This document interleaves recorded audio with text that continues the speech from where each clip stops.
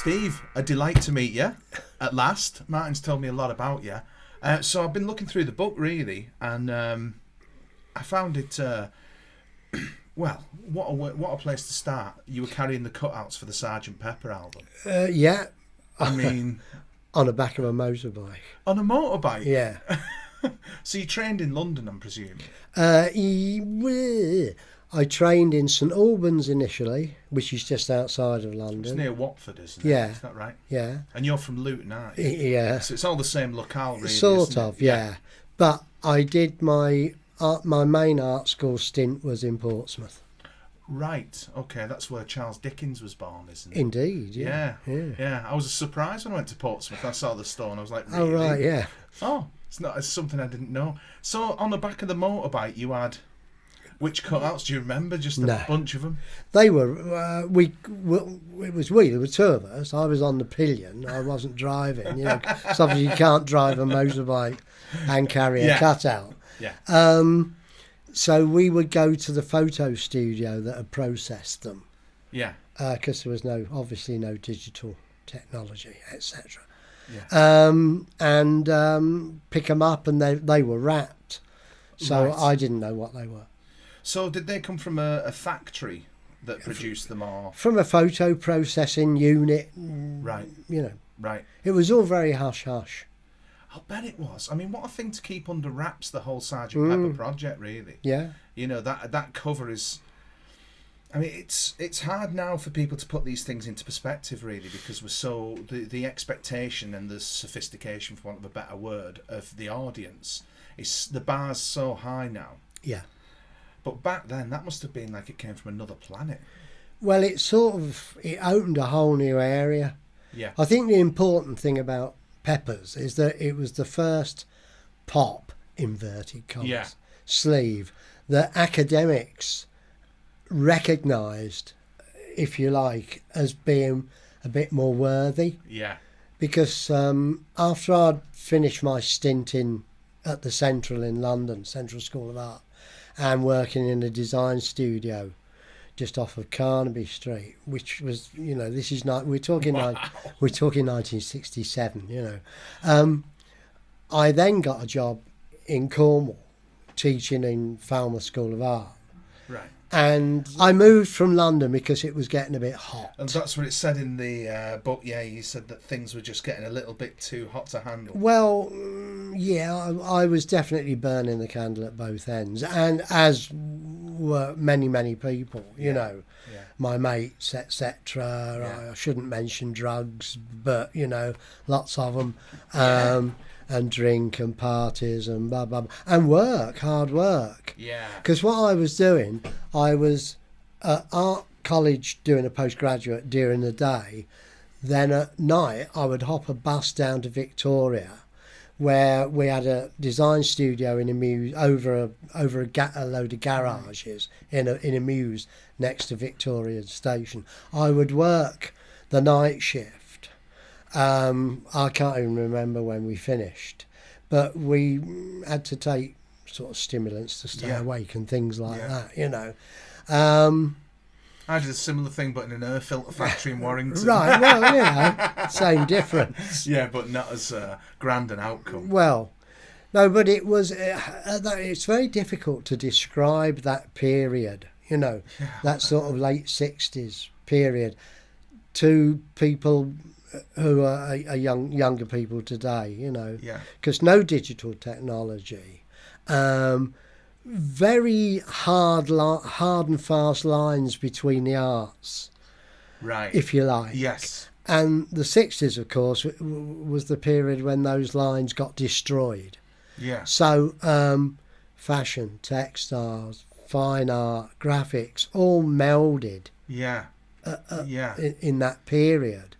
So I in the studio, which was called Square One, for some reason, I don't know why, but that was started by a group of fine art kids, I suppose you would call us, and some graphic kids and some textile kids. So we just did all of that. Yeah. And the market was there. I mean, just tourism in central London in 1967 was begging for psychedelic artifacts. Yeah, I'll bet. So you could sell any old crap, really. Well, you could. What was that? Was it the Fool? They Dutch... did. Yeah. Yeah, they did Apple. They did the big mural, and they did. They did Magical Mystery Tour. Yeah. Sleeve and other record covers, and I never got to meet them. I don't think. Right. I find it incredible though that they paint over that mural. You think what a tourist attraction that would be now. But you wonder why they pulled down the cavern, don't you? Well, I know, yeah. I mean, we live in these sort of times, I suppose, now where everything's venerated, but back then it was just here today, gone tomorrow. Well, rubbish. yeah, and it definitely was. But amongst that rubbish, there was, some really great stuff. Yeah. I mean, some great music, some great artifacts. I think it's a period in time in art and music that hasn't been surpassed, and in theatre as well. Yeah.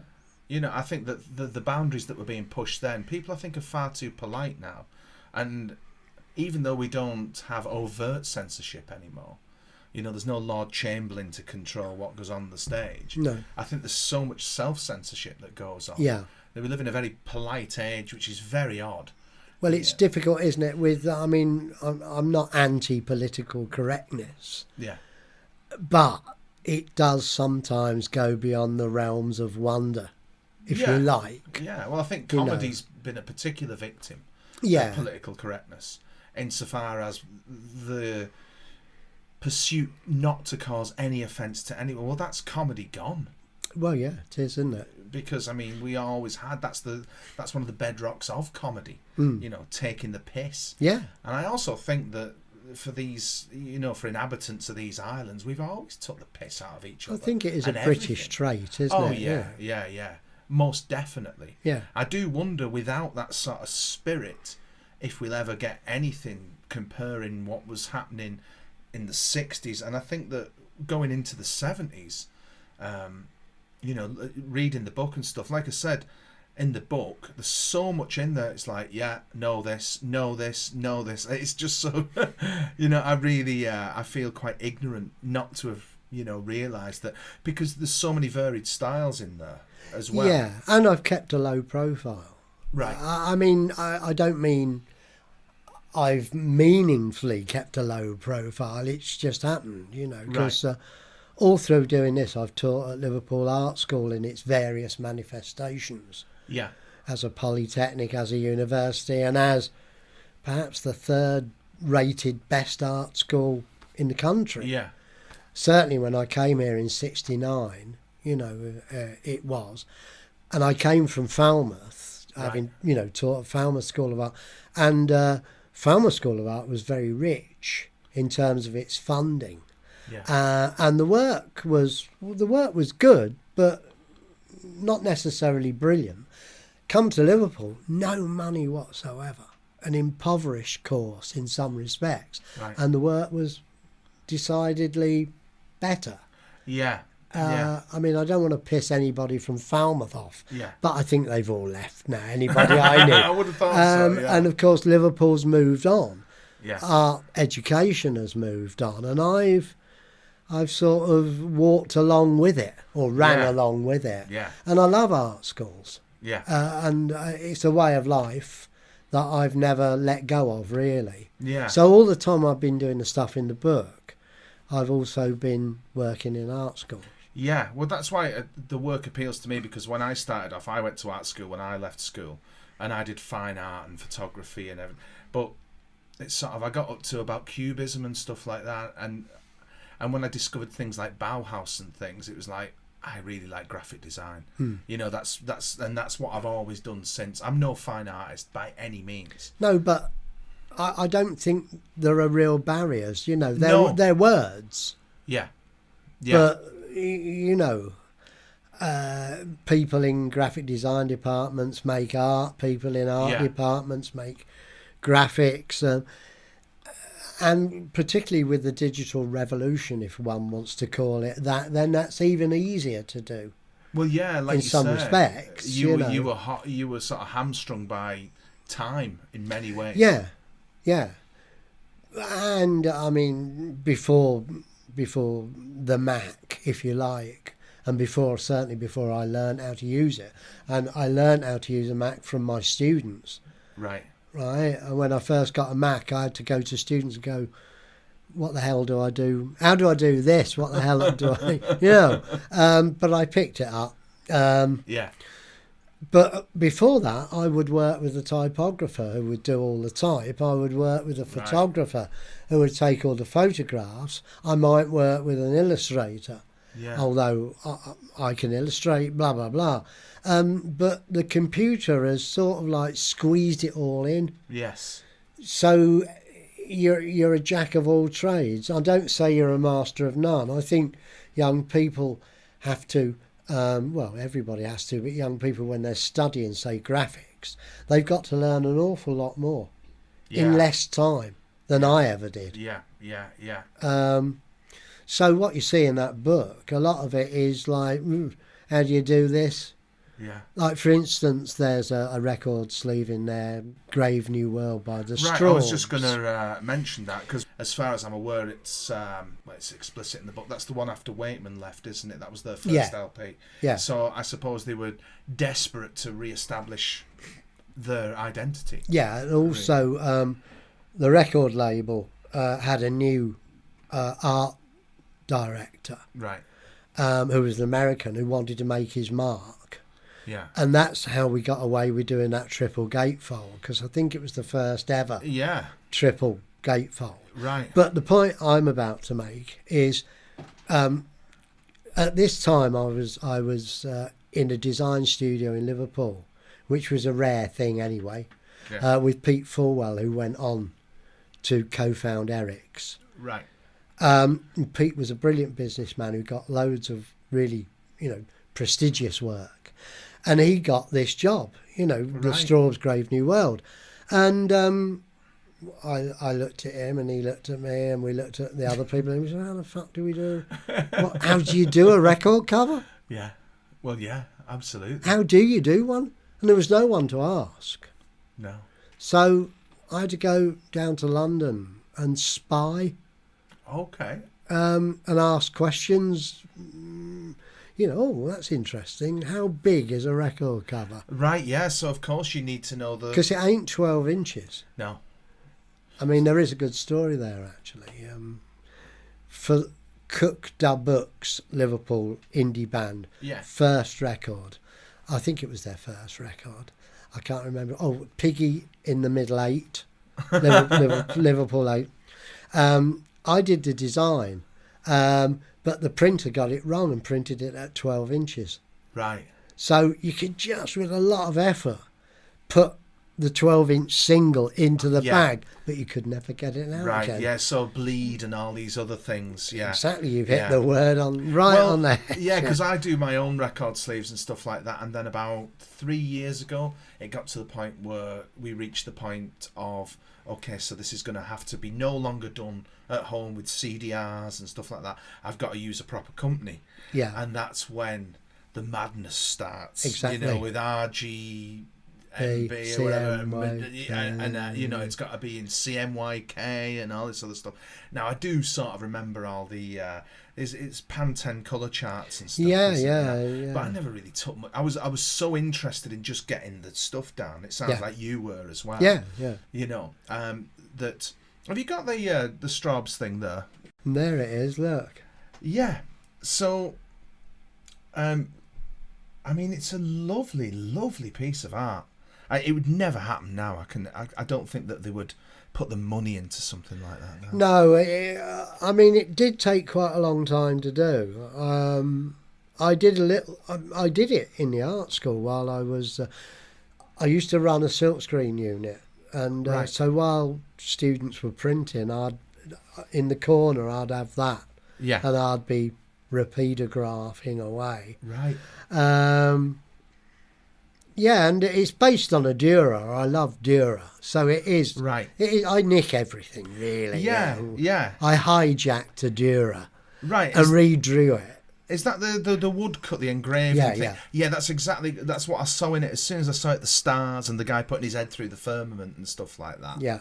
It's such a very, very nice piece of art. So I presume that the LP, it was a single LP, Yeah. but with a double, well, with a triple gatefold. Yeah, and it had a book, a 12-inch book, Right. with the lyrics. You can't imagine any record company wanting to invest like that now, can you? Well, no, although I've just done a sleeve for Ian McNabb, Right. which, well, not just me.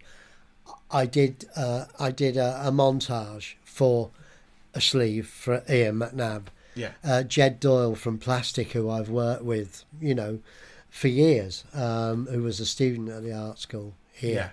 Yeah. He did the bulk of the work. Yeah. But anyway, why am I saying this? Oh, I know why. He crowdfunded the vinyl Right. and got enough money to do a gatefold. Nice. So it is possible. Yeah. But the trouble is, record companies still need to make a lot of money, don't they? Yeah. I mean, big record companies need, and you don't make a lot of money by selling vinyl, Yeah. I don't think. No. Although, of course, there is this resurgence of vinyl. Oh, yeah, it outsold digital last Yeah. year, didn't it? Yeah. For the first time. But it's great. I mean, and it's great to be designing back Yeah. to 12-inch. Yeah. But so you can sort of do it. I mean, because Ian wanted to make vinyl. Right. He put it on his website, who's interested. I need X amount of people to get X amount of money. I think it was probably $5,000 Yeah. to manufacture a limited edition. And bingo. Yeah.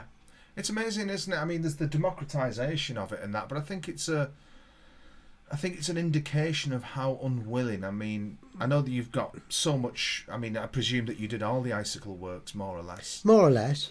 In the book, I see that. And there's an established name who, a record company are leaving him to his own devices. Yeah. Because the profit margins have got to be so gigantic with them. They don't want to invest anything. No. So it's sort of it's really back to that DIY ethic that you had in the 70s, really, isn't it? Which is great. Yeah. I mean, I love it. I mean, I think the most exciting movement for me after rock and roll, which I was sort of too young for in a way, but which I grew up with, there was punk, which was exactly that do-it-yourself, Dada, surrealism, montage, blah, blah, blah. I think you were in ethic, the epicenter of it as well in Liverpool. Yeah. I mean, I do wonder if there was some kind of void created after the Beatles, whereby it seems from a certain from an originality point of view that between 1970 and 74, 75, art, poetry, sculpture, whatever, seemed to take centre stage for a little while. Yeah. Well, certainly I know when I was in Falmouth, I was on a 2-year contract in Falmouth, a teaching contract in Falmouth School of Art. On the last day that contract expired, I got a phone call from the head of fine art at Liverpool, who had been a tutor of mine at Portsmouth, so it's who you know, right? Yeah. But he was interested in setting up a a silk screen unit, right?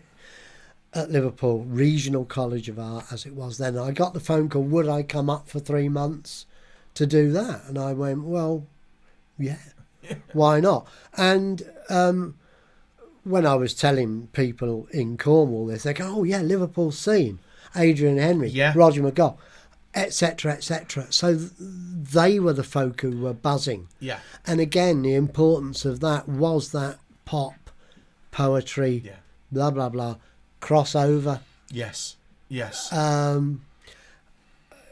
Which was great. Yeah. And it sort of still is, because it still echoes. There's still that echo, isn't there? Yeah. A bit like there's still that echo of pre-Merseybeat music. And Liverpool has always been a real stronghold of black R&B. Yeah. Either as bands copying it or as black bands playing it. Yeah. Even though we don't hear about it. Yeah.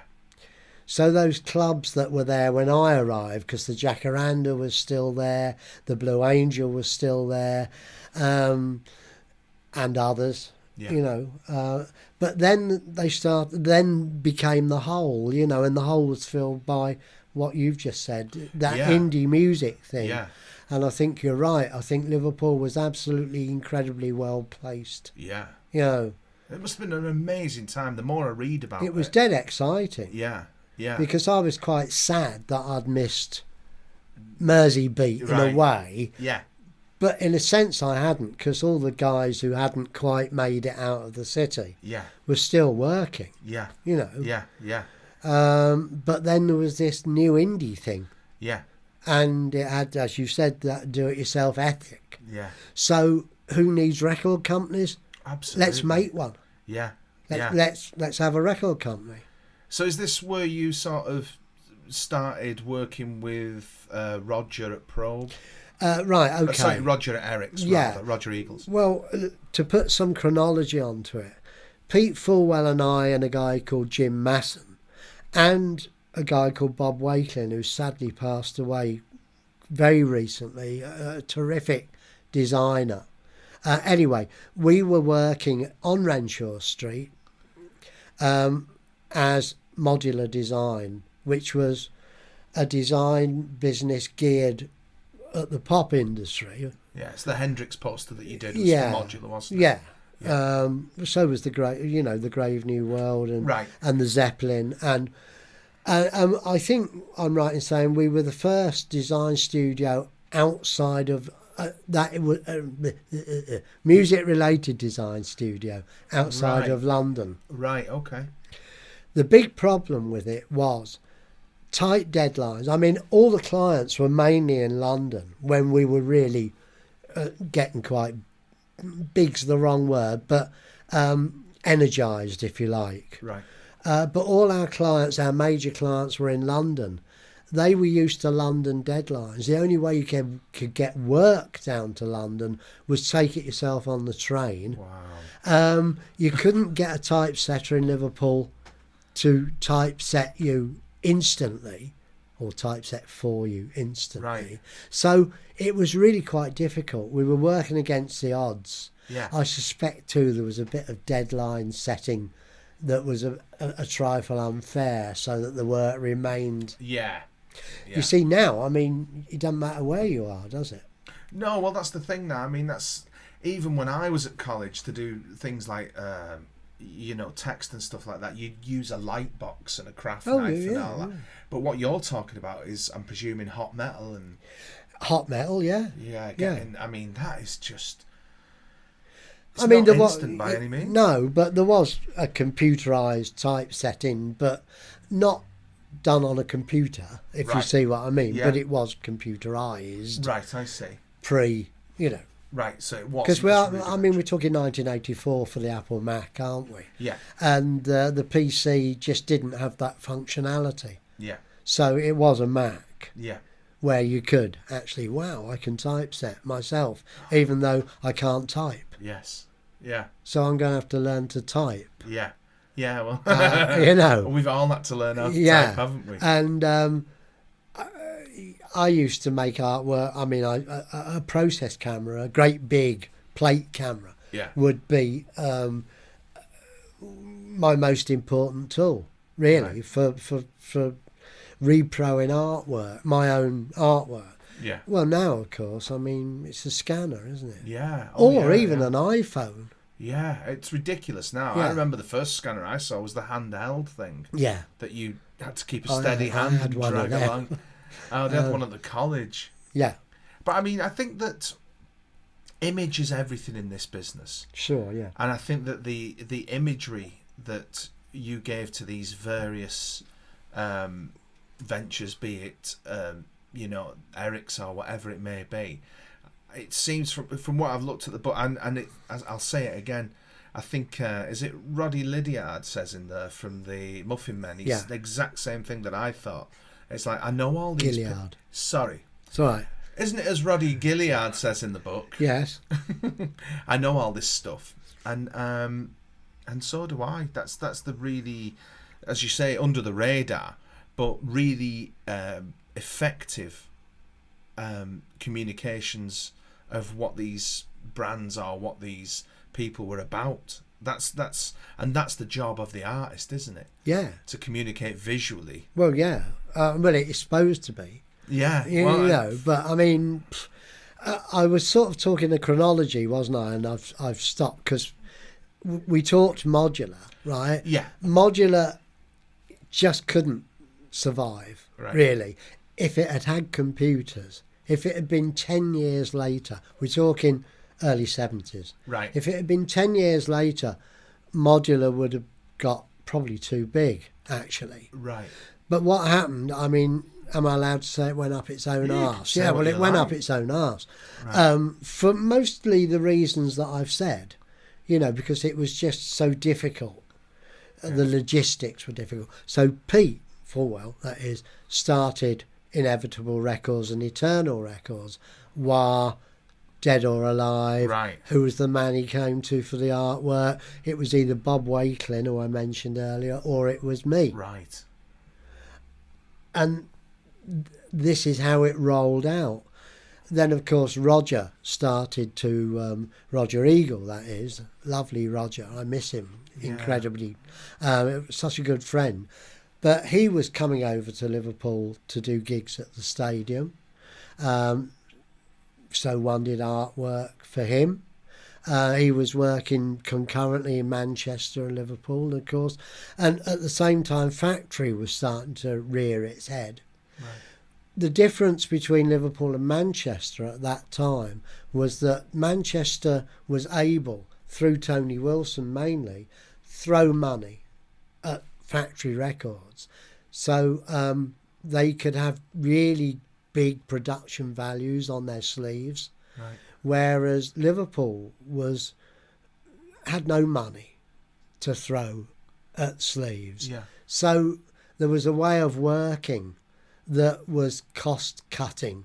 Right. And maybe it's a bit technical, but you know, I could make 3 colours look like full colour, therefore saving a colour in the print. There's some examples in there, the naffy sleeve, Yeah. etc. So we were cutting corners, but that's what gives us a lot of that work a certain edge. Yeah. Yeah. Which and I think differentiates it between, you know, Manchester and Liverpool. Although Roger was that sort of linking factor. But then Roger moved to Liverpool, of course, and then Eric's started with Pete Fulwell, Roger and Ken Testy. Yeah.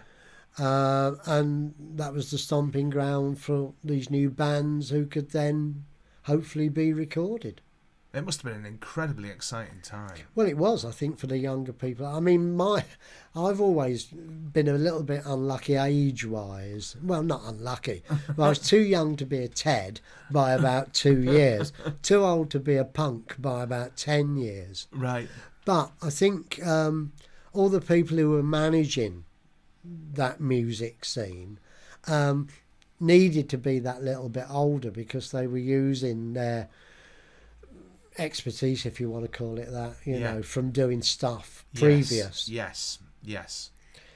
And really, I suppose most people would have liked to have made lots of money, but I don't think anybody did. No. And I don't know that it was that important. For me, I was working at the art school.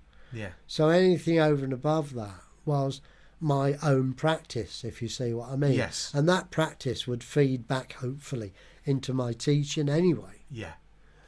Because I don't think you can teach something unless you're doing it. No, I quite agree. I quite agree. So, there you go. I'm running out of things to say. No, I think that's the downfall with modern. things. I think that's the downfall with modern teaching. That, you know, you used to be able to go in as a practitioner. Yeah. And now you've just got people coming in who've just gone through the university system and they've done nothing.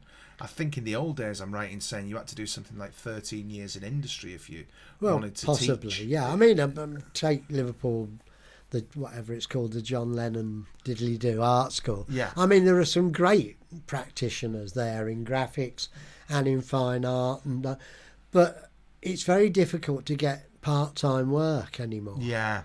And really, the lifeblood of any art school is its young members of staff. Yeah. Who have the freedom to do their own work and then impart that energy to the students. balance. Yeah. Because there's so much bureaucratic shit that goes on everywhere. Oh, yeah. Not least of all art schools. Yeah. That the full-timers have to cope with that. Yeah. Yeah. You Well, know. yeah, I mean, I've been sort of in and out of education for 20 years or something, teaching and stuff like that. And I know that the face of it is just completely and utterly transformed. I mean, you know, when I was a student, we used to go to the pub at lunchtime with our tutors. Yeah. You know, and we'd be going to gigs with them in the evening and stuff like that. And one of the things I've been doing the last couple of years is singing with the Bonzo Dog Doodah band. I've been doing that. And in their original lineup, they had one of their tutors. Yeah. You know, who was part of the band. Well, deaf school, of course. Yeah, yeah. Exactly the same. Yeah. 2 tutors, or one of them more. There were more Yeah. in the beginning of the band, but now there's still a tutor. Yeah. Yeah. It's just impossible now with the way things are set Well, up. there are, the problem now is that very, very few art schools have a communal. Well, they don't have student unions because they're part of universities. Right. So, if there's a common room, it's a big, complex common room. Yeah. The art school up the hill, you know, Mount Pleasant, doesn't have a common room. It has a cafeteria, but there isn't really a meeting place. And as far as I know, there's no art school band. Right. And there were always art school bands. Yeah. Yeah. Well, the that's Kinks, the Stones, the Who. Yeah. And that's just the 60s, and there's loads more. Yeah. Yeah. Well, I mean, Yeah. I think Van der Graaf and Roxy Music as well. They Roxy, of course, is Yeah. a really good example. Not all the members, No. but at least one. Yeah. Well, I know that with the Bonzos, when they first started, their first gigs were in the cafeteria at St Martin's and stuff like that. You know, so that was a really important breeding ground of all these places. But I mean, we're in some, as I say, you know, I don't think it's an original point anyway that I'm making. We're in these sort of sterile times where I do think that expression is more or less strangled before it's even been born in a lot of cases. And I think people are afraid to express themselves because in a sort of social media age, people are more concerned with what other people like than what they believe they should do. Yeah. And without that self-belief, there's so many leaps of faith that we just wouldn't have had, certainly in the arts. Yeah, I'm sure you're right. I think, though, it should be the job of young artists, not just artists, but all young people, ought to be kicking off. Yeah. Because we live in the most frightening time of my life. Yeah. I mean, and don't forget, I lived through the Cuban Missile Crisis. Right. And we all thought we were going to get blown to buggery. Yeah. Yeah. And Kennedy's did such a great job, you know, and I'm not going to get into politics. No. But I don't know what's happened, really. You know, for me, you know, young people ought to be doing something about it. Or maybe they are. Maybe I just don't know. But certainly art schools used to be that breeding ground for that. I don't like to use the term political activism, but activism, it doesn't have to be political, not overtly. Yes, yes, yes. It's just to make things better. Yeah, yeah. You know. Well, that's the stuff you were involved with in the 80s, isn't it? With the South Atlantic Oh, souvenirs. yeah, right, yeah. And stuff like that. Yeah. I found that incredibly interesting, and I should imagine quite fucking brave in that climate to do things like that. Got quite a lot of death threats. Death threats? Yeah, well, yeah. That's all right, isn't it? As long as people don't know where you live. Well, you're doing something, obviously, that's worthwhile if people are having that stronger reaction. Yeah, but then these days you get death threats on Twitter and That's true, yeah, but people had to Facebook really put some effort into it. yeah, in them they days, did then. didn't Well, they? they had to go to the local paper, didn't they? Yeah. Or, you know. So what was the catalyst for that? I mean... Okay.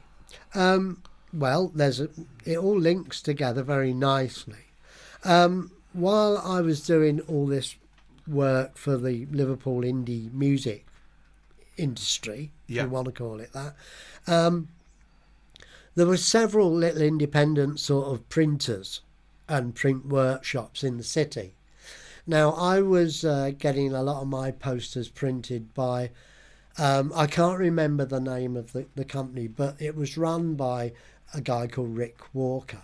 right, who I didn't really know very well, and he started to censor some of my designs. Wow. Well, my design, I suppose I love B-movies, I love trash, Yeah. I love trash American imagery, and I'm quite happy to hijack it and regurgitate it. Yeah, I noticed stuff in there quite like Crumb as well. And Yeah, stuff well, like I that. love Crumb. I mean, Yeah. he's a big hero, Yeah. and he's not exactly politically correct. Oh, God, no. So anyway, cut a long story short, I noticed that certain elements in my designs were being slightly altered. And I thought, well, that's a bit cheeky. Wow. Anyway, I met, again, cut a long story short, I met Rick Walker, who was doing the editing a bit because, he was, well, his workshop was very politically correct. And Right. that's not the right term, really. But at that particular time, those gender issues, all the things that had been forgotten about in a sense in the early 60s had all come back in the late 60s Right. and in the early 70s and come back with a vengeance because the women's movement was big and blah, blah, blah. Politics was starting to come to the surface a lot more. And Rick was right. I was publishing stuff really that, I mean, it wasn't overtly, how can I put it? It wasn't overtly offensive, Right. but it could be deemed to be. Slightly atavistic. That's a good way of putting it. Anyway, we immediately became very good friends, Right. and then the Falklands War kicked off, and we decided that we needed to do something about it. So, along with many other artists, we published a set of postcards Yes. that were faintly damning of the Falklands War. Right. Now, we published them prior to the shit really hitting the fan, for instance, with the sinking of the Belgrano, Yeah. because in a sense, as I've just said, they were a bit tame. If I'd have republished, they would have been a lot harder. So they're quite tongue-in-cheek, but they do make the point. Yes. And certainly when Mrs. Thatcher said rejoice at whatever, I don't know what it was. I don't think it was the Belgrano. But anyway, because I've just said it, we published pre the sinking of the Right. Belgrano. I'm not sure if we did or not now. It was a long time ago. Yes, yes. But anyway, the cards are a bit whimsical and ironic. Yeah. And they just use text, some of them. Yeah. There's one that is an old engraving of a beached whale which says rejoice Yeah. underneath, with the whale has a Union Jack on its belly. Yeah.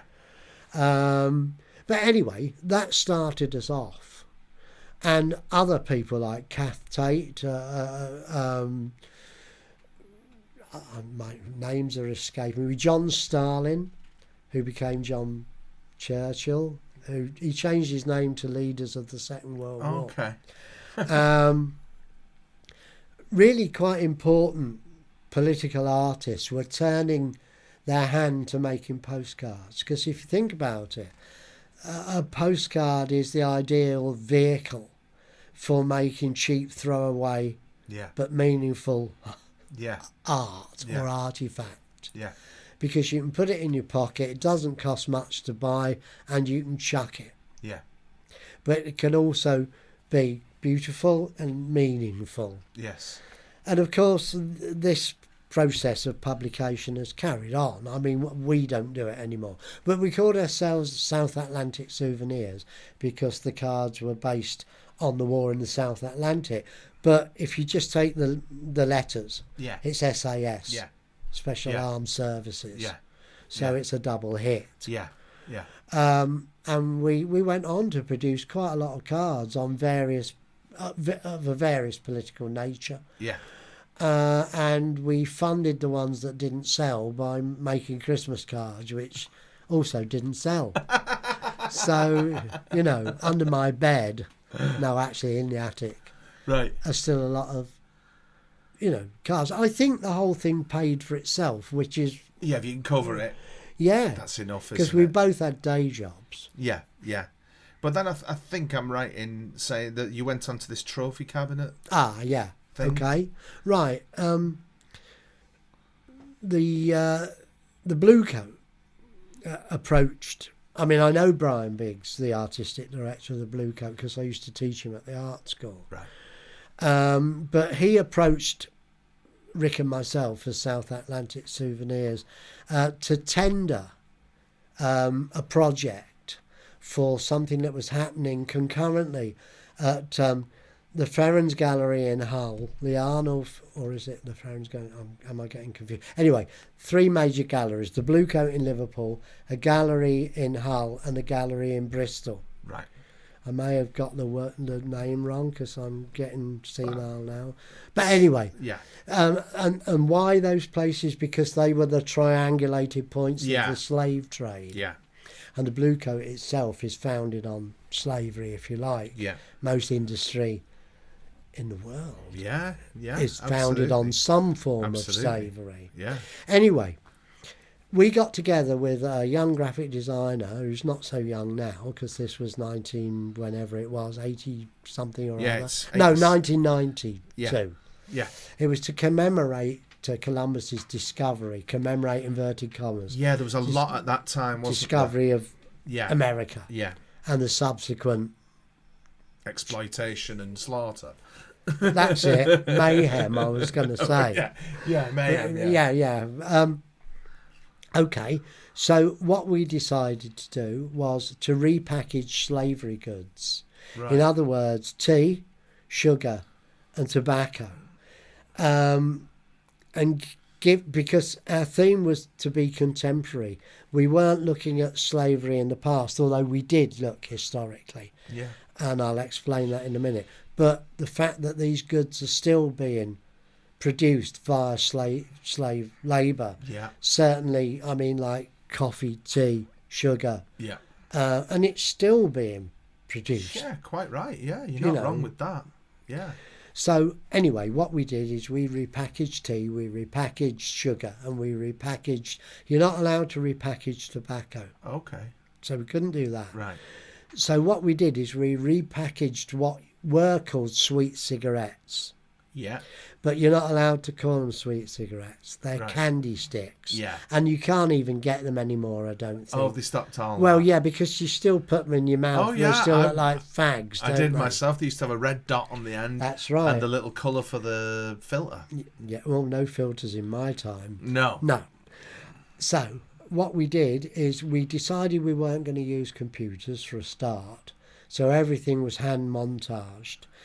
So Dave Crow, who is the third party here, who's now very big in art education in London. Right. He heads up 3 major art schools. Anyway, but then was he relatively young and brilliant, and he still is brilliant, graphic designer.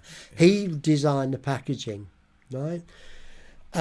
Along with all the repackaged goods, we gave away what were called cigarette cards, collector's cards. Oh, yeah. Because when I was a kid, Brook Bond Tea Yeah. gave a card, and you could send away for an album where you collected the cards. Yeah. And cigarettes also had cigarette cards. Yeah. And the cigarette companies produced albums where you could collect the cards. So we produced an album, and we gave cards away with the sugar, the tea, and the sweet cigarettes, Yeah. right? So there was a set of 45 cards, collectible, and they were about the history of slavery. So the history of slavery did come in. Yeah. I did the cards. I artworked the cards, mainly from montage and just painting them and blah, blah, blah. And Rick did all the type, all the typo, and the copy for the booklet. Yeah. And we presented them in a cabinet, and there's a picture of the cabinet. Yeah. Beautiful as well. And of course the galleries weren't quite sure what to do with it. The Blue Coat was sure, because we did it at the Blue Coat. Yeah. But we didn't go to Bristol or Hull. Right. So it's the Arnulfini in Bristol and the Ferrens in Hull. And so they didn't know where to put them. So I think they put them in the shop as opposed to the gallery. Yeah. And people didn't know what to make of it. Brooke Bond got very pissed off that we'd infringed copyright. Right. Because, of course, the picture on the Brooke Bond packet at the time was of a very beautiful, I'm allowed to say that, aren't I? Yeah. Young Indian lady with a quite small basket on her back, Yeah, smiling I remember, yeah. and picking tea. The reality is a very small child with a bloody big basket. Yeah. Yeah. Yeah. Picking tea for Yeah. very little money, Yeah. even in the 90s. Yeah. And then Tate and Lyle got a wee bit fed up as well because they had a logo called Mr. Cube, Right. right? And we repackaged their cube sugar and called it blood sugar. They weren't very keen on that. But I drew some images of Mr. Cube with a whip and a club. One, I infringed copyright again. Right. And two, they didn't like it. But No. nothing happened, really. Right, so they didn't even try to use the copyright law to shut you up. I think they did, but I think we argued it was art and Right. bullshit and Yeah. stuff, and we didn't get sued. No. But the most embarrassing one was a lot of little black kids at the private view, and they were eager to get their hands on some sweet cigarettes, as you would be. Yeah. So, nice Mr. Steve handed out some packs of cigarettes. Now, two of them, I think, were brother and sister, and their mum was a lawyer and a high up in the Liverpool 8 Black Law Society. I've probably misnamed that. Right. Misnamed it, I should say. But anyway, in Prince's Road in Liverpool. And the kids showed the packaging, and I think it was misunderstood. So there were a few problems that I had to go and iron out. Right. But it all came good in the end. Well, yeah, I mean, it's what a point to make, and a Well, it long time. worked. Yeah. I mean, if it, incurred that sort of reaction. Yeah. Well, a long time before the mainstream was making those points as well. I suppose so, yeah. The irony of it is that the Slavery Museum in Liverpool asked me if they could buy a set of recently this is. Right. So I said, well, I don't want you to buy it. You can have. They said, no, we've got to buy it. Right. I said, well, give me 50 quid then. So they did. Right. And but it didn't go on display. And recently there's been a new curator, and she phoned me, and they're displaying all that stuff now in a trophy cabinet. It'll be on display by Christmas, apparently. Oh, fantastic. So it lives on. Well, yeah, and yet it's really throwaway. Yeah, yeah. You know. Yeah, yeah. It's striking stuff, though. I wasn't aware of it until I read the book. Yeah. It's one of my favourite, I must admit, it's one of my favourite. And also with the Blue Coat, they've just had a 300-year celebration. Yeah. And I rejigged the trophy cabinet for an exhibition there. Yeah. Last year, I think it was. They also did a sort of Sgt Pepper thing. They did. Yeah. Yeah. And that's in the book. Yeah, that's right. Yeah, I curated or co-curated that.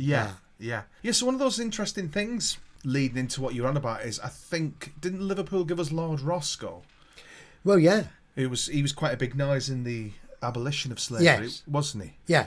Because I read in a book about Roscoe, there used to be a saying then, Liverpool gentleman, Manchester man, which sort of goes back to what you were saying, the differences between Liverpool and Manchester, certainly, in the 70s. It's strange that these places aren't that far apart, but philosophically, they're worlds apart. Absolutely. Yeah. Yeah. I mean, it's very interesting, though, to note that in the 70s, when this punk thing went off, I'm sure it was a big reaction. Well, it was a big reaction to the establishment. Oh, yeah, to Thatcher. Yeah. Really? Yeah, yeah. I mean, she was awful. Yeah. Really. I mean, it was a bit, everything's beneath me. It was that. I mean, I think she didn't do herself any favours. I know she did some averagely good things. Right. But for the working kids Yeah. and the working man, and in the north of England. Oh, yeah, well, I grew up in Haydock, so during the miners' strike. Yeah, well, I mean, wow. When you look at footage, I was looking at footage of the miners' strike Yeah. the other day, and I thought, crikey, I've forgotten just how violent Yeah. and how one-sided it was. Well, my uncle ended up on the front of Socialist Worker, all his head bleeding, being dragged along by coppers, and these were coppers without numbers because they were squaddies. Yeah. You know, and what they used to do on the picket line, my uncle used to tell me, was because they were all on overtime because they were on duty, you know, to the strikes, and they'd be waving the wage packets at the miners. I mean, we used to walk. My auntie Kath had just had a baby. We used to walk with Malupa baby food. I remember we used to get given, but by celebrities and stuff, they donated all sorts. But one of the best stories that my uncle Jim ever told me was they were striking somewhere in South Wales, and they spent something to do. Snow's falling down, so for something to do, they made a snowman. And all day long, this police Range Rover was going right round the colliery, right? And so as soon as they finished the snowman, what did it do? Drive into it. So they made another one around a concrete bollard. Bang! Yeah. And just wrote off the vehicle. Right, great. But I mean, what happened in that as well that not so many people are aware of is, I mean, the miners' strike of 84, 85, for me, is the polarising event that really killed this country off, I think, socially. Yeah. I really do. It not only gave us a north-south divide, what it also did was because of the police and how because, you know, police were always respected and stuff like that, but up north when this stuff happened and they were essentially became the enemy, well, the firemen, their union was very they were on the side of the miners, so you had a split there as well, which people aren't really aware of. So you had the fire service and the police service all of a sudden, you know, didn't get along. So these schisms go in directions that people really aren't aware of. I mean, it's such a different world when I look back at it. You know, it seems very sort of you know, very monotone and very drab and stuff like that. Yeah, well, I think it was, wasn't it? Yeah. I think, and going back to the music thing, it was weirdly music and that political situation just didn't marry, because you're talking about, you know, the age of the long prog album, aren't you? You know, and well, I was never really into them because I love popular music. I love that concept of a 2.5 minute masterpiece. I mean, records didn't have to be 2.5 minutes long. Yeah. I mean, 78's lasted a lot longer than that. Yeah. You know, I've got a Duke Ellington 78 that lasts for, I think it's 6 minutes. Oh, last week's guest that I loved you, Paraben. Oh, right, You'll have to watch her interview. She's obsessed with Duke Ellington. Oh, right, okay. You'll have to go to her night at Marboyle. She does every week, Duke Ellington themed. Really? Yeah, Wow. yeah, you'd love it. Oh, right. Sorry. No. But, I mean, again, it's down to industry, isn't it, I suppose? You know, keep it short, keep it cheap. Yeah. But, you know, I always say to students when I'm sort of contrasting pop music to art, you know, I mean, a Buddy Holly single, 2 minutes if you're lucky, and it's a piece of, it's a treasure. Yeah. And all right, it doesn't last long, so you lift the oar to change your arm up and it keeps repeating. Yeah. Oh, yeah, that's Ad the joy of infinitum. it. Yeah. You know, so really, prog, interesting, but, Yeah. you know, so with punk coming back in, and the Ramones making it faster and faster and faster and shorter, you know, great. Yeah. And the fact that you could get this Dada rooted, I should explain, I mean, not to you, but to people maybe listening, the Dada is an art movement of the early 20th century that is about a do-it-yourself, you know, ethos, and it involved musicians and poets and authors and artists, fine art, graphics, and didn't last very long. But it was the bedrock, really, of that punk do-it-yourself ethic. Really. Yeah. People like Jamie Reed, you know. Oh yes, well that was a colleague of yours, wasn't he, Yeah, Jamie? yeah, Who did Never Mind the Bollocks, didn't yeah, he? He did the sleeve for that. yeah, Yeah. and lots of. I mean, Oh, yeah. he hates being just known for. I know, and I'm really reducing it to a soundbite, but again, it's for anyone listening. Yeah. But I mean, a very important man. you Yeah. know. And he certainly gave those punk singles and albums. I think singles, punk is about singles, isn't it? Yeah, The albums were never quite so good. Yeah. Although Never Mind the Bollocks is Yeah. a sound album. you Yeah, know. yeah. Actually, Jamie borrowed my cover because he had lost his for some exhibition. I never got it back. You bastard. You could at least sign one and give it back. But yeah, and also previous to punk, and previous to indie, records hadn't really had pictures on the cover. No. They'd just been paper bags with holes in them. Yeah. Yeah. So you got all of that. Yeah. So, you know, it was all much more collectible, you know. Yeah. Yeah. Well, that's the thing with the early stuff. I mean, my mate's he's become obsessed with 78s. Oh, yeah. So, like you said, unlike Robert Crumb's obsessed with 78s as well, isn't he? And I always thought they sounded lousy, but he's got a decent 78 player, and they really do sound good. They do. But one of the things he told me about wax cylinder recordings, which predate them, which I wasn't even aware of, was that each wax cylinder was a different performance. Because they'd have to do it again and again and again. I'm sure they were doing probably about 50 of the cylinders at each time. I don't know how they mass produced that. No, I don't. Because when you think about it, yeah, I mean, the needle cuts the cylinder. Yeah. And they didn't have the technology of making a master recording. So they just kept performing again and again. Yeah. That's crazy, isn't it? You know, in this sort of this mass medium that you'd have to keep playing it all the time. Yeah. And this sounds like a really clumsy link, but I think masters also of that sort of short pop song, a Half Man Half Biscuit, who you did so much for. Yeah. Nigel and the Chaps. Been doing a sleeve today. Oh, have you? Yeah. Oh, right. So this is the... No, only rejigging one. Right. Which one? Camel Laird. Oh, what a great cover that is. Yeah. Those three old boys on the front. Yeah. Smashing. Yeah. So is that authentic, that photograph? Yeah. It's not authentic in terms of its Camel Laird. No. I did think it wasn't, but... No.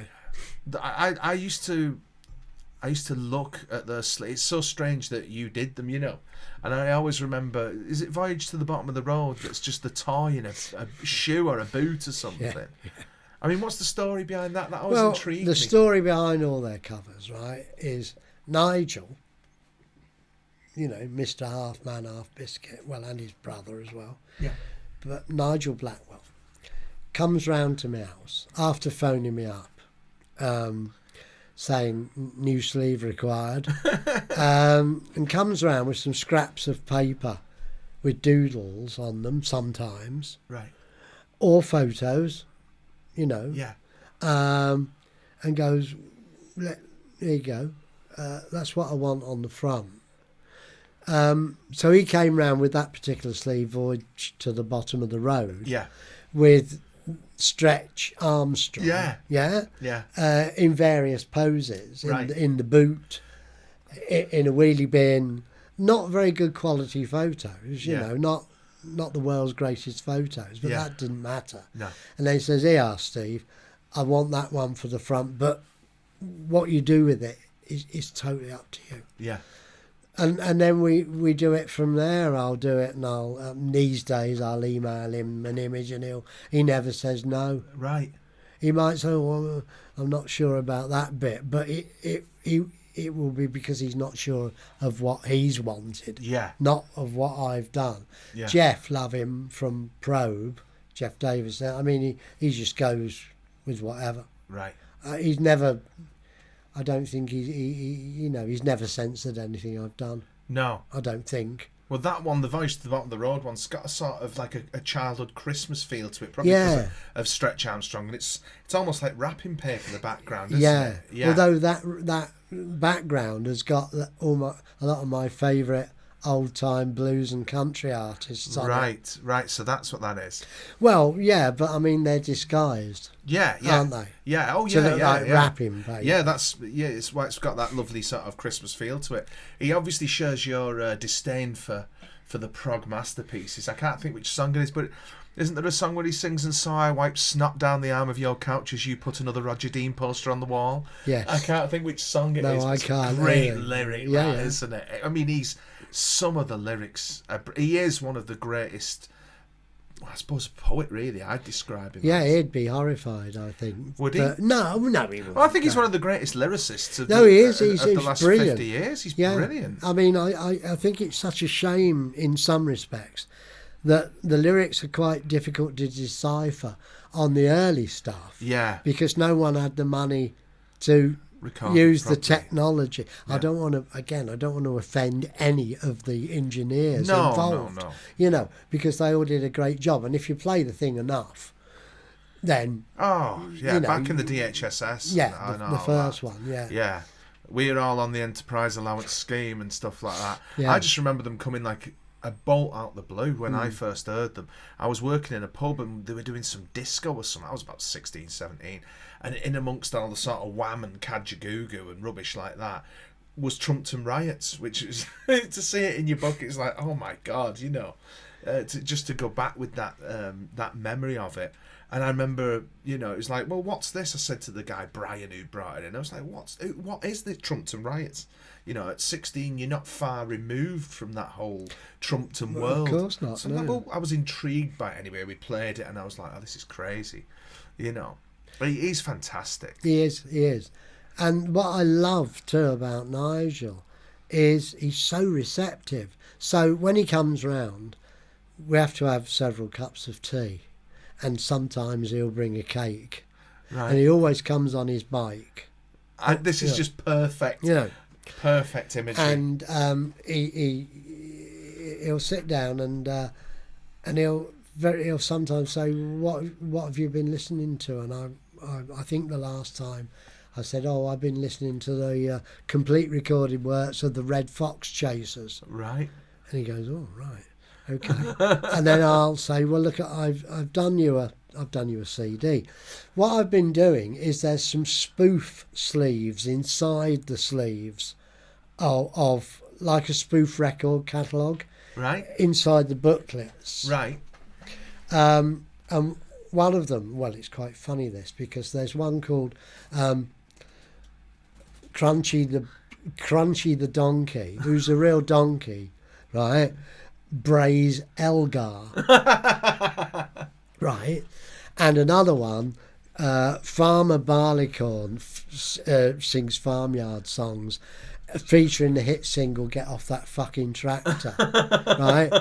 So these are all on the Camel Laird's one, which I've just read, and so that's 2002. But Jesus. last year I decided that it was about time I actually made some CDs and blew up these covers, and you know, so I did a farmyard compilation CD. Right. And of course I give it to Nigel, and I'm always burning him CDs of old music. And lo and behold, in a couple of months' time, I'll suddenly see a track on the latest release, which is a bastardisation or Fantastic. a ironic look. Yeah. You know, like for instance, Blind Lemon Jefferson's See That My Grave Is Kept Clean became See That My Bike Is Kept Clean. And there are other examples that I've forgotten Well, it's about. a real symbiosis then, isn't it? That's Oh, yeah. developed between you and the artist, really. The only one, really. I mean, I've never had that, you know. I suppose, well, no, there's never been, Yeah. you know, because I don't get to hear the tunes before I do the sleeve. So, yeah, I mean, I love Half Man Half Biscuit, and I've always loved doing the sleeves, you know. God, yeah. And the last one actually made the album charts. The most recent one. Wow. Oh, that's fantastic. I mean, And not the indie charts either, the real the proper one. charts, yeah, the yeah, proper yeah. charts. Yeah, the vinyl too, because Yeah. they're doing vinyl. Oh, yeah. The one I always think of as well is this Leaden Paul. Oh yeah, well that one Mojo's sleeve of the year. Yeah, it was in the top 100, wasn't it? Yeah, but I mean, I did that with a guy called Gareth Hughes, who took the photos. It's Hale Wood, isn't it, the photograph? I think so, yeah. Yeah. Because I remember, with the bike over the lamp. Yeah, the bike tyre. Yeah, the bike tyre over the lamp. One had been seen like that, but not in the right place. So we spent ages trying to get a bike tyre. Oh, God, yeah. Instead of just getting a pair of scissors. Yeah, I know, yeah. Which is what happened in the end. Oh, is it? Yeah. Well, those kids could just do it. I don't know how they did it. I remember it. Like that netball, and isn't shoes it? around telephone wires. Yeah. You'd see those everywhere when I was a kid. Oh, yeah, absolutely. But yeah, the bike tyres. Somebody's best trainers. Yeah. Those bike tyres were a particular... And you do not see it anymore. No. You don't see anything like that anymore. Rightly so. Well, yeah, I no, suppose I'm being ironic. But it was quite scary on location shooting. Now. Yeah. What are you doing? Yeah. Are you the police? Yeah, well, yeah, that's it. Are you the police? Yeah. Well, there's so much you could really sort of... That image is very evocative of the likes of the black stuff and all that sort of thing. Yeah. I love that sleeve. I partly like it because I didn't do all of it, Yeah. I like working with somebody else, and I like it when somebody else makes some decisions. Yeah. Because it's nice not to work in a vacuum. Yeah. Yeah. So. Yeah. No, collaboration is what I enjoy doing with what I do. Yeah. I find that once the blinkers are on, really, I lose all perspective on what I'm doing. But some people, they just don't seem to be able to collaborate. Some people you really like to collaborate with, but they've got their world view on and their vision on, and that's it. I think, again, digital technology can be partly to blame. It's unless you've got a proper studio set up. Yeah. With accessible monitor, you can't really do it. Two of you hunched over, unless it's a great big monitor. Yeah. But so very often, I mean, for instance, even the Trophies of Empire thing was done mainly by post, because Dave Crow, or Trouble, as his working name was, right, because the whole thing was South Atlantic Souvenirs and Trouble. Right. He was in London, so we were sending stuff physically through the post. Wow, it's amazing. Because you went by the name Jacuzzi, didn't you, for a while? Well, I still do. Oh, you still do? Yeah. So when you get a Half Man Half Biscuit CD and it says designed by Jacuzzi, yeah, it's me. Now we know who you are. You're no longer under the radar.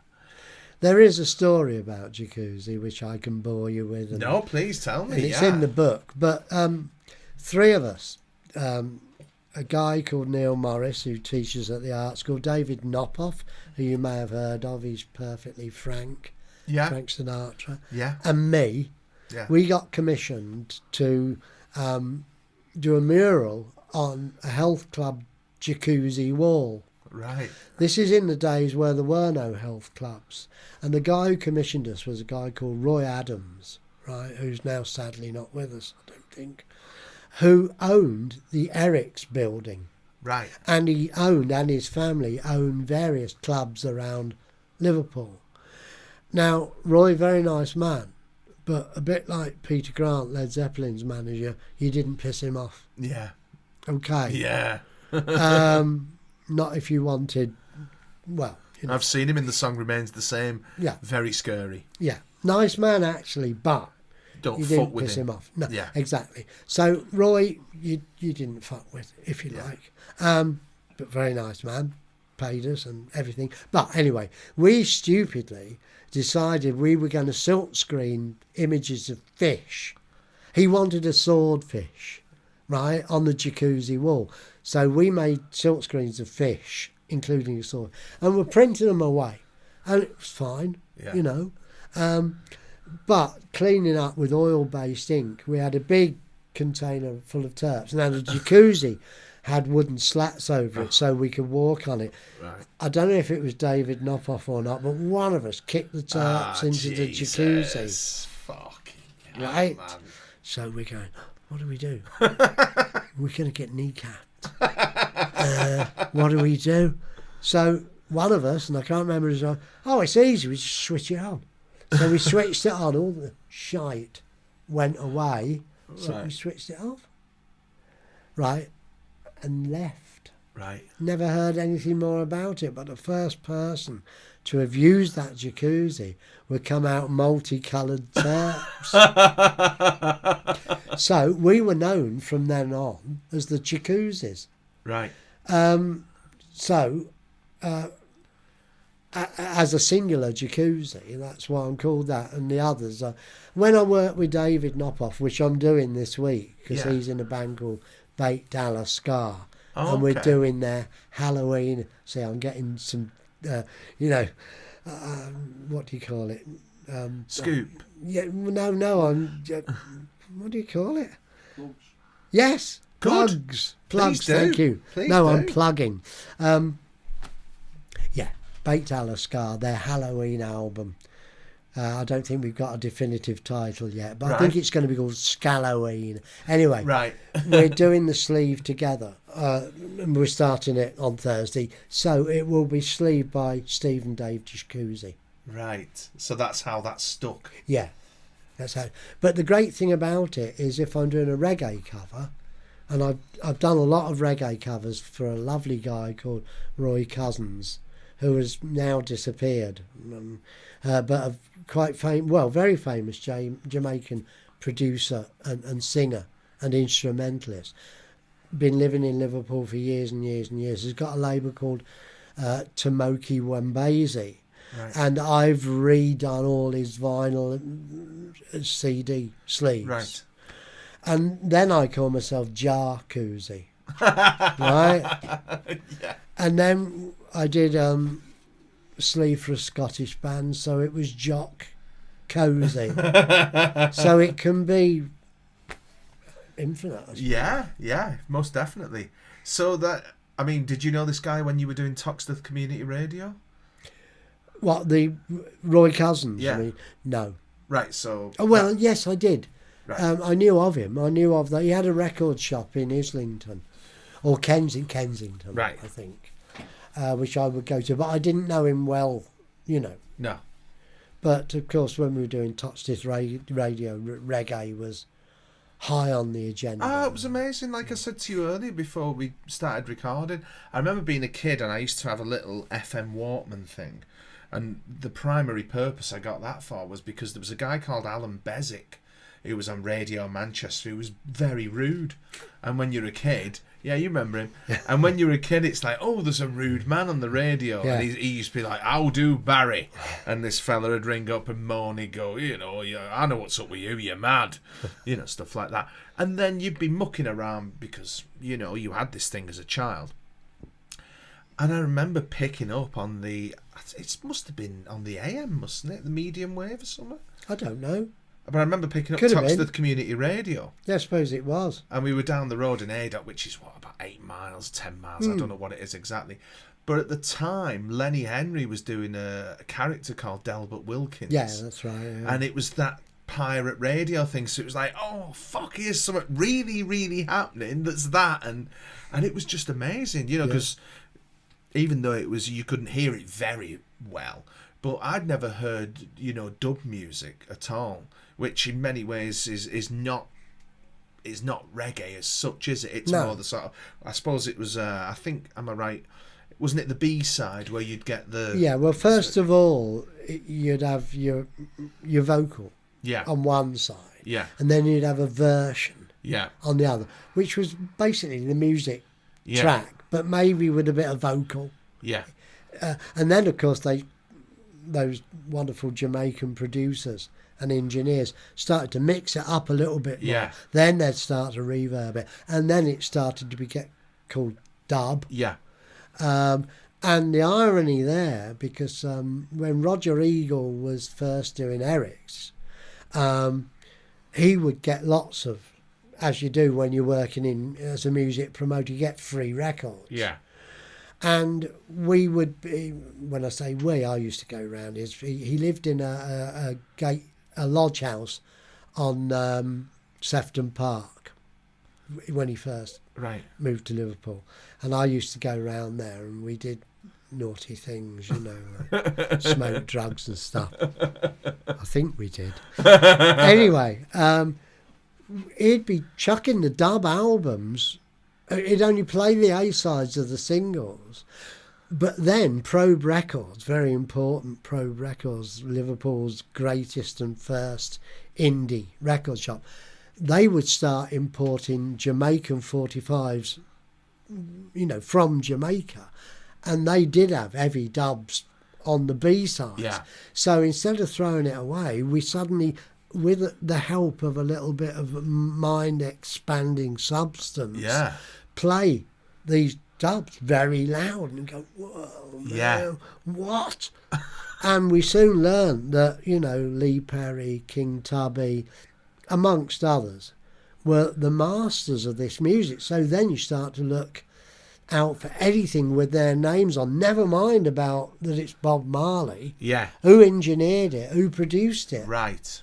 Because if it was Chris Blackwell and it was on the Island label, then it's going to be a bit anglicised, maybe. Yeah, yeah. I mean, no disrespect for Mr. Marley, of course. Yeah. But you get the tough gong version, Bob's own label. Right. And it's been produced, engineered by Lee Perry or whoever. Yeah. Then you know it's going to be heavy. Right. So a very different animal. Yeah.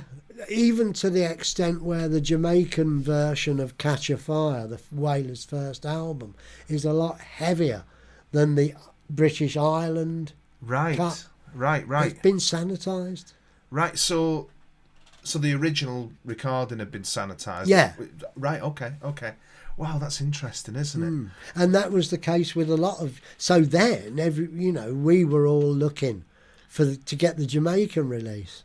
Yeah. Not the English one. But then, of course, England caught up, blah, blah, blah. Yeah. And, of course, the Americans, too, because, it became very big. And I still love reggae and dub. Yeah. I still... what I used to do, I worked in Probe on a Saturday, and the Jamaican pre-releases would come in on Friday night, just before the shop closed, sometimes Saturday morning, and there'd be a box of about 50 each week. Now, Kenny Murray, who's another famous Liverpudlian who nobody knows, he used to do Africa. Yeah. The African festival in the park, and African gigs earlier on throughout the city. Anyway, he and Roger would virtually come to heavy blows, fighting over something they'd never even heard. Wow. And so after they'd creamed some of this stuff off, if it hadn't sold to the Rastas, who then came in during the day and tried to pay for the stuff with dope, right, which I wasn't allowed to do, of course. So you never did that? Oh, what? No. Fingers crossed behind me back. I would take these records home. Jeff would allow me to take them home on a Saturday night, providing I got them in again on a Monday morning. So I'd take them home, tape them, firstly on reel-to-reel, but then on a high-end cassette deck with a separate DBX unit. Right. So I was getting good quality. Yeah. And I've just got about well over 100 C90s. Wow. Of all this stuff. Yeah. And it's only relatively recently that I've been sitting down making CDs of it. Right. And it's just stunning. Not all of it. Yeah. Because I just taped everything. Yeah. Yeah. Didn't have time to listen to it. Yeah. I just taped it and then I'd censor it afterwards, Yeah, yeah. Oh, yeah, if it's coming in at that volume, you're just having it, aren't you? Yeah. And let's get it down. Well, yeah, because how long does it take to do, say, 40 singles, A and B sides? Jesus, that was your weekend. God, it's a good job you had plenty of dope that you didn't get to keep you going. Exactly. I find it interesting as well that the dub versions of these songs are what led to hip hop. Yeah. Really, from the Toasters and stuff like that. You Yeah. know?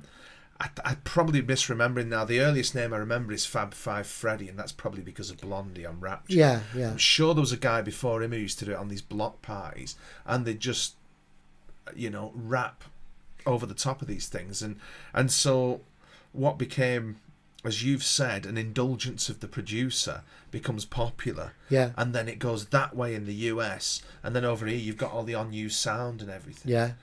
I remember one of the first gigs I ever went to, I suppose, because I lived in Widnes, was the Spike Island Stone Roses thing. Yeah, right. And you can imagine all these kids in the hooded tops and the fleurs and all this other stuff, thinking they're just turning up for some jangly Manchester pop. But they had on-use sound supporting them. And I just remember it in my chest. The feeling of the dub, it was just like, oh my God.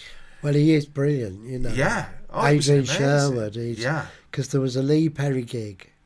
I think it was at the Apollo in Manchester. I think it was the Apollo. And Lee collected my postcards. Wow. Right? Fantastic. I knew this. So I normally don't take albums for people to sign, but I think Roger Eagle was being a bit pushy. Oh, take some with you, Steve. You know, Yeah. All right, Roger. Yeah, okay. And take your latest postcards because Lee collects them. So we go into the dressing room and there's Lee, and he likes to be called Lee, not, you know. And I was expecting quite a lot of Jamaican patois, but not really, you know, a little bit. And I give him the cards, and the first thing he does is he goes through them, rips up some, and puts the ones he likes in his pocket. Right. And then says he'd like me to do a record sleeve for him. And then I gave him the records to sign, and he signs on the vinyl and totally scratches it and wrecks it. Good God. Maybe that's why they call him Scratch. Luckily, it was an album I wasn't too bothered about. Yeah. I could buy it again. And from then on, we had telephone conversations on quite a regular basis. But then he started to want to talk to my wife more than he wanted to talk to me. Right. And she didn't know who the hell he was. Oh, wow. But directly some black kids came into the dressing room to get autographed. He immediately went into Jamaican patois. Right. More heavily. Right. You know. Yeah. But I'm not saying that that's phony. I'm saying that that's a businessman. Yeah. Well, he's meeting somebody else who he wants to do business with, Yeah. as you say. Yeah. So... But what I suppose the point that I'm making is the gig was amazing. And it was amazing because Adrian Sherwood, you know, on U-Sound, he dubbed it up. And I mean, live dub, right? Wow. Yeah. It was incredible. Yeah. You know. Oh, it is something that... I think it shakes the molecules within your body because it's so, you know, I remember because it was the first big gig I'd gone to, you know, I was 16 or whatever. I remember feeling sick and I'm like, am I ill? Because of the bass. Yeah. It was a real contrast to what you were expecting there. Yeah, because I went to, there was a Bob Marley gig at Bellevue, Manchester, you know, in the Bellevue Arena. And I went with Roger and a couple of other chums, you know, and there was something that we partook of on the way. And it was a bit embarrassing because Roger was barging through the crowd, you know, going, make way, with me in his wake, big man, you know, barging through, because we had these special passes. And anyway, we're in there, right? And I'm sitting right in front of the bass cab. I mean, as close to it as I am to those guitars on that wall. Wow. And the band starts up, and it's just in my gut. And Best Black. Yeah. Oh, yeah. I had to leave. Yeah. Well, that was funny stuff, that, you know, about the squishy black stuff. Yeah, it was... I remember years ago. Do you ever smoke that 00 stuff? I probably did. Yeah, that was funny stuff. I don't as well. anymore, you see. No, of course not. No, God, no. Perish the thought. But I mean, it was the squishy stuff was sometimes borderline hallucinogenic. Well, it would have opiates in it, wouldn't Yeah, it? well, the 00 had little white speckles in it, so whatever that was. Like licorice sweets. Yeah, just like the candy sticks. That's it, yeah. So really, on that gig, I did go back in later, but for about the first half an hour, I sat on a carousel in Bellevue. Right. You know.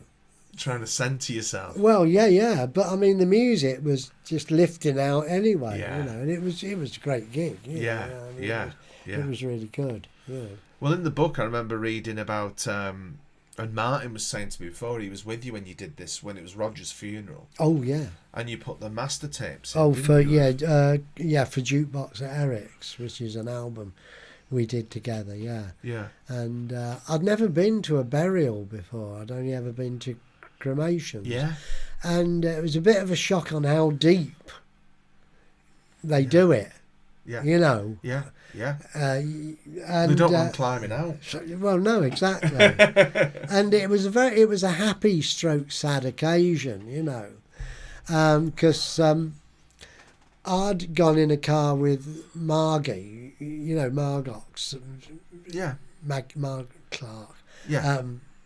Jamie's ex. Yes. Yeah. And on the way, and she goes, "Oh, Steve, I'm fucking starving." Right? And I'm going, oh yeah. She said, "Oh yeah, we've got to stop at a chippy. Can you have it? Here's a chippy. Stop the car." So in the chippy, right, and there's a big queue of people, and we're getting really tight for time, although we are close to the chapel of rest. And Margie was in Coronation Street at that time, and they recognised her. Oh they man! Went, "Oh, you're in Curry." I'm not going to start doing Welsh now. And straight to the front of the queue, great big bag of scallops and a great big bag of chips, and we get to the chapel of rest, and we couldn't eat them. You know, we didn't have time to eat them. Right. But that was quite funny. Yeah. And Roger would have liked that. Yeah. You know.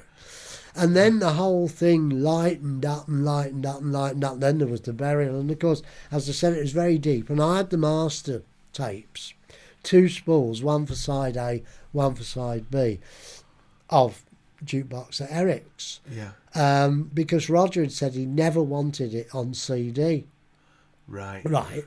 So I thought, well, all right, we'd never put it on CD anyway because it infringed so many copyrights. It was a bootleg, basically. Anyway, I chucked the first reel in, and it hit the coffin, sort of like that. Oh, wow. And there was this awful cracking noise. I thought, oh no, it's like a horror film, this. Yeah. So the next one went in, but I leant in as far as I could go. And dropped it flat. Right. So they went in with Roger. Right. And that album was, as you say, a bootleg, but it was a collection of... It was a collection of, firstly, Roger's favourite sort of rockabilly. The idea was initially to replicate the feel of the music that was on the jukebox in the Eric's Club, which was incredibly eclectic, from Charlie Parker to the Sex Pistols and everything in between, including dub, rock and roll, R&B, but Rough Trade, who were an indie manufacturer and distributor at the time, they weren't going to put anything out that was multi. Right.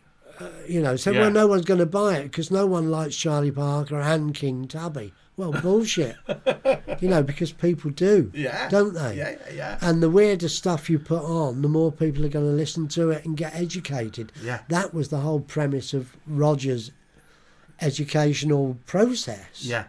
You play people stuff they don't know and don't particularly want to know. Yeah.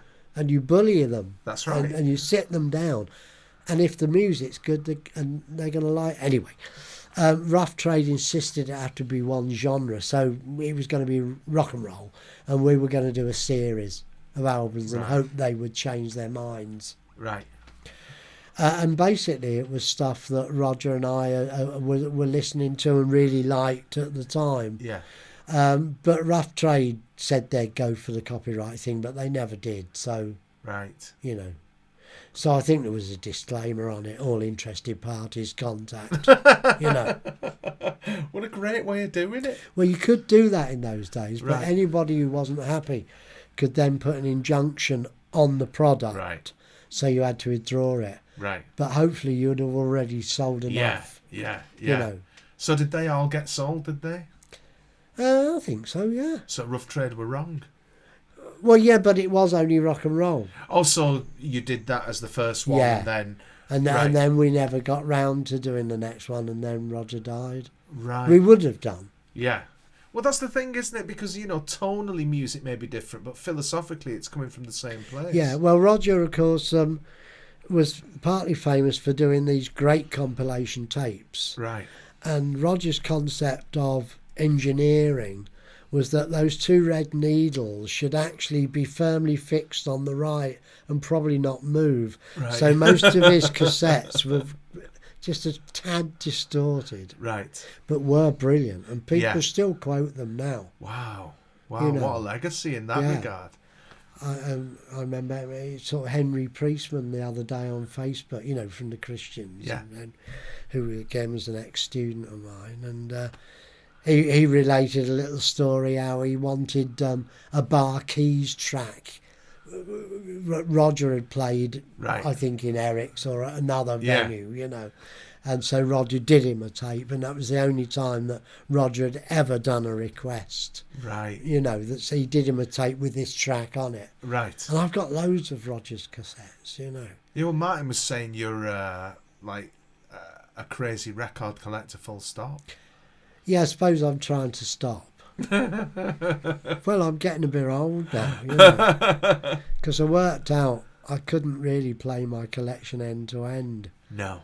Not really. No. And still live. Yeah, well... And when you marry that to movies as well, Yeah. Yeah. then you're thinking, well, I don't really need another one, but I've got to have it. Right. So you're You know. still acquiring all the time. Yeah, well, the trouble is, of course, again, we're living in a world now where, with the internet, and everything's shared, isn't it? Yeah. So things come to light that wouldn't normally have come to light, Yeah. say, in the 60s or 70s. And in Yeah. a way, that was quite good. I'm a huge Bo Diddley fan. Right. I love Bo Diddley. Yeah. I'm friends with his daughter on Facebook. Wow.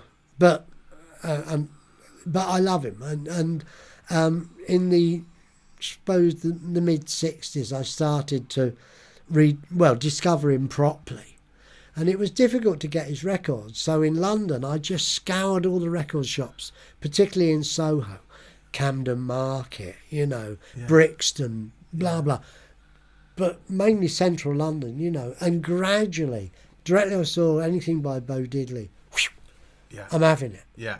You know, but now Hippo, is it Hippo? They're Hippomatic, or I can't remember, but they've done the complete Chuck Berry, everything single breath the man took, right? Wow. They've done the complete Little Walter, the complete Muddy Waters, the complete Howlin' Wolf. They started to do the complete Bo Diddley. But there's a problem with royalties. His family weren't getting the right amount of royalty. Right. So rightly so, they put the block Yeah.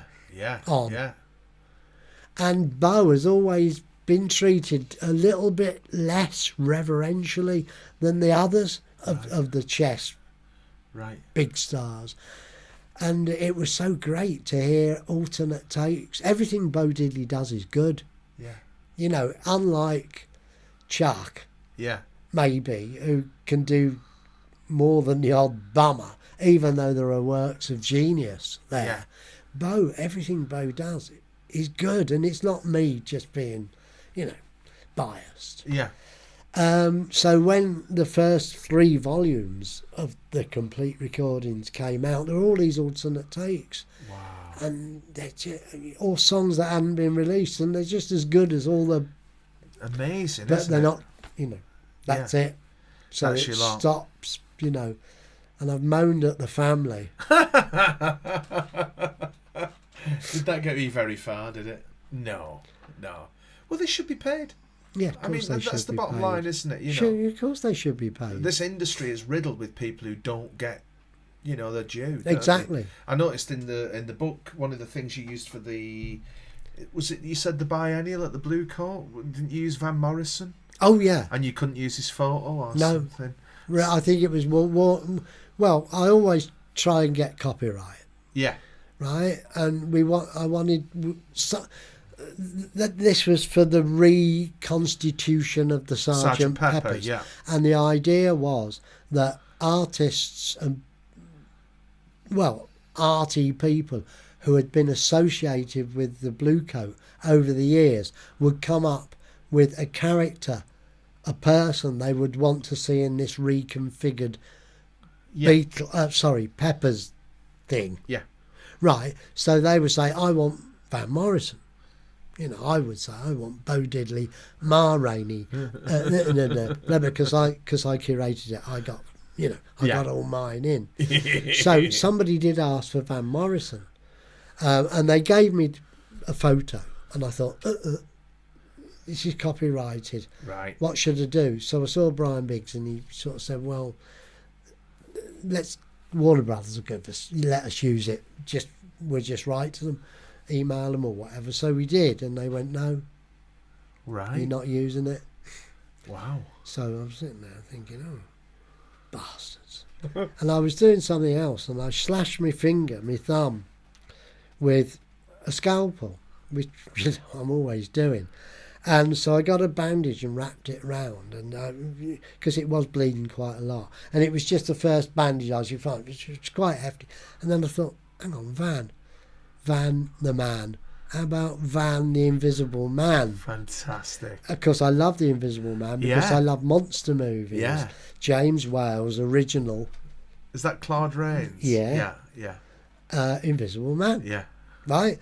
So, I got the bandage, got a fresh one, photographed it, and then photoshopped it onto Van Morrison, so he became It's really effective as well. Didn't you put Claude on the T-shirt, under the jacket? Yeah. Nice, really nice. I suppose we've ended up back where we started, really, haven't we, with Sgt Pepper? Yeah, which is good, I One suppose. last question before we on. finish. Is there any truth to the rumour, and I don't know if you know this at all, that there was one of those cutouts of Adolf Hitler? It's not true. No. It's nice to put that one to bed. I think John Lennon could have mooted it. Right. But it never happened. No. No. The nearest, of course, is the Mothers of Invention pastiche. Only in it for the money. Yeah. Which I love that. Oh, I love the whole... Yeah. And, of course, that's got mass murderers on it. Yeah. And Hitler, after all, was a fairly, top of the league. He's up there. He's up there, isn't he, in the league of mass murderers. So, and of course, Carl Schenkel did that sleeve. And I love Carl Schenkel. Yeah. And Jimmy Carl Black, who you ended up... Yeah, well, he became a mate and, sadly died before we could, have as much fun as we would have had. Yeah. But yeah. Yeah. Great times. And great to speak to you, Steve. Thanks for coming in. It's been a pleasure. I hope you come in again. Well, yeah, tomorrow. Yeah, all right. I'll see you tomorrow. Okay. Cheers, Steve. All right, you. thanks. Cheers. Bye. Cheers.